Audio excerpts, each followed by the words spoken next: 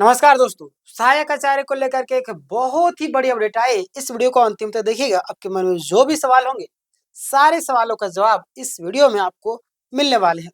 ध्यान दीजिएगा, जो भी नए कैंडिडेट होंगे सब्सक्राइब कर लीजिएगा। जो लोग लाइक अभी तक नहीं किए होंगे लाइक कर दीजिएगा, ताकि ऐसे ही लेटेस्ट जो जानकारी है आप तक समय समय पर पहुंचती रहे, है ना। चलिए स्टार्ट करते हैं। देखिए आज हम लोग क्या बात करने वाले हैं, है ना। आज हम लोग बात करने वाले हैं सहायक आचार्य से रिलेटेड जो महत्वपूर्ण विभागीय जानकारी है, जो आपका इंटर प्रशिक्षित एवं स्नातक प्रशिक्षित सहायक आचार्य प्रशिक्षण से संबंधित है ना। यह आदेश जिला शिक्षा अधीक्षक यानी कि रांची के द्वारा आपका जारी किया गया है। वीडियो को अंत तक देखिएगा। आपको मन में जो भी सवाल उत्पन्न हो रहे होंगे, सारे सवालों का जवाब आपको मिल जाएगा, है ना। डिपार्टमेंटल ऑर्डर डिटेल यहाँ पे सारा चीज दिया हुआ है। देखिए आप यहाँ पे जिला शिक्षा अधीक्षक रांची कार्यालय से आपका पत्रांक यहाँ पे देख लीजिए। दिनांक आपको 27 तारीख को, है ना। और जनवरी 2025 को, जनवरी 2025 एक आधिकारिक पत्र जारी किया गया है। जनवरी नहीं होगा यहाँ जी, 27 दिसंबर, है ना। यहाँ पे मिस्टेक हो गया, चलिए कोई दिक्कत नहीं, ठीक है।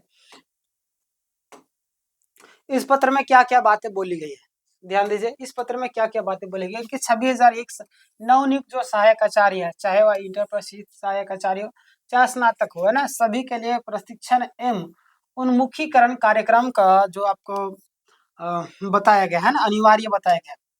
आगे हम लोग बात करें ट्रेनिंग जो आपका हॉलीडे से अपडेट है ना। ट्रेनिंग छुट्टी को लेकर के भी जो बातें निकल कर आ रहे हैं यहाँ पे, ध्यान दीजिएगा आप लोग।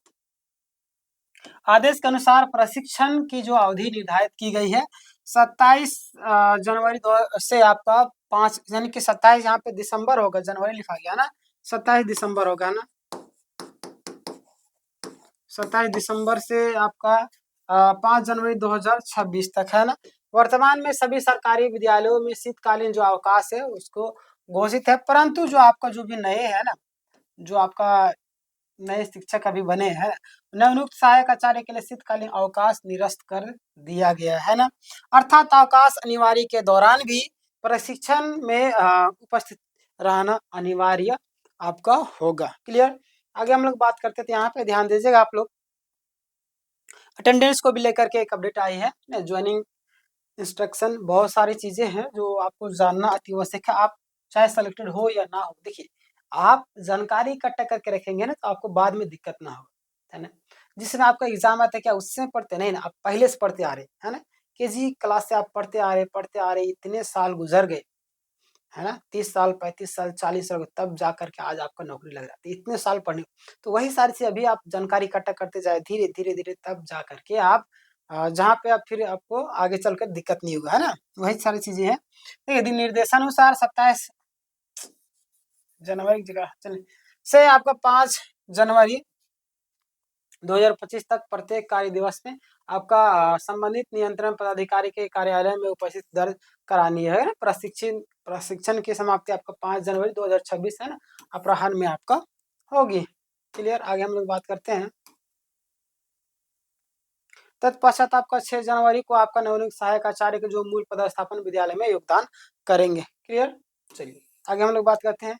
ट्रेनिंग जो आपका मैनेजमेंट है उसको लेकर के जो बातें निकल कर आने की, इस प्रशिक्षण कार्यालय के लिए आपका बीआरपी एम सीआरपी के जो आपका मास्टर ट्रेनर है ना घोषित किया गया है। ये प्रशिक्षण नवनियुक्त शिक्षकों को उन्मुखीकरण एवं प्रशिक्षण प्रदान करेंगे। और देखिए यहाँ पे ट्रेनिंग का जो आपका कंटेंट है, क्या क्या बातें निकल कर आ रही है।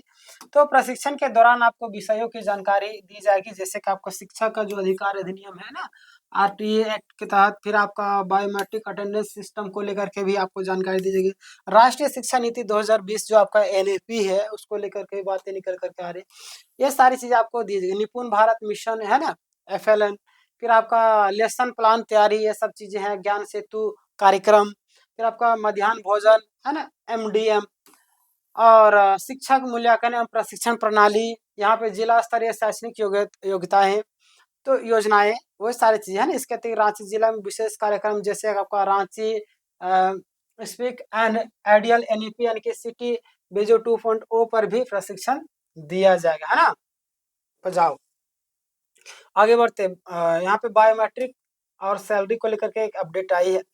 ध्यान दीजिए आप लोग, बायोमेट्रिक अटेंडेंस अनिवार्य होगा। बायोमेट्रिक पंजीकरण के बिना वेतन भुगतान संभव नहीं है। अगर देखिए बायोमेट्रिक जरूर किया गया इसीलिए, तो कई सारे लोग क्या होंगे, डायरी मेंटेन में क्या होगा कि बहुत सारे लोग डायरी मेंटेन कर देंगे 10 दिन का, 10 दिन स्कूले नहीं गए, तो क्या फायदा होगा, शिक्षक उपस्थित है ही नहीं, तो बच्चों का भविष्य बर्बाद हो, इसलिए बायोमेट्रिक अटेंडेंस कर दिया गया। अभी भी कई सारे लोग बदमाशी करते हैं, बायोमेट्रिक करके भाग जाते हैं, तो वैसे शिक्षकों पर कार्रवाई की जाएगी और शायद आपको बाद में दिक्कत होगी इस चीज का, है ना।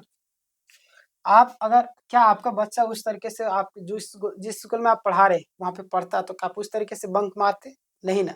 तो कहीं ना कहीं आपका भी फर्ज है कि आप इन सारी चीजों को लेकर के एक अच्छे तरीके से एक सच्चे शिक्षक के रूप में कार्य करें, है ना।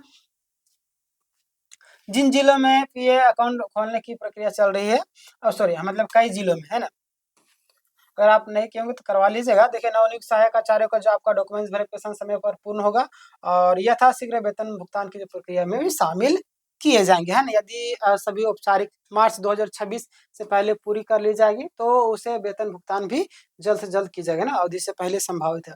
और कंक्लूजन के तौर पर अगर हम लोग बात करें तो संक्षेप में एक चीज आपको निकल करके आ रही है कि जो भी नए कैंडिडेट है ना, जो भी नए शिक्षक है वो उसको बढ़िया तरीके से काम करना है। शीतकालीन जो अवकाश है प्रशिक्षण अनिवार्य होगा।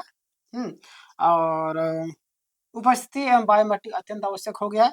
प्रशिक्षण पश्चात विद्यालय का योगदान अनिवार्य है और वेतन भुगतान पूर्णतः दस्तावेज सत्यापन पर ही निर्भर है। दस्तावेज सत्यापन हो जाएगा तब आपका वेतन भुगतान हो जाएगा। अगर हम लोग बात करें तो अभी तक आपने लाइक नहीं किया है, लाइक कर दीजिएगा, सब्सक्राइब नहीं किया सब्सक्राइब कर लीजिएगा ऐसे महत्वपूर्ण जानकारी के लिए, ताकि आपके सामने जो भी कोई अपडेट आएगी मैं तुरंत आपको अपडेट करूंगा, है ना। और बाकी बात आपके मन में कुछ सवाल होगा तो पूछिएगा। मिलेंगे नेक्स्ट वीडियो में, तब तक के लिए धन्यवाद।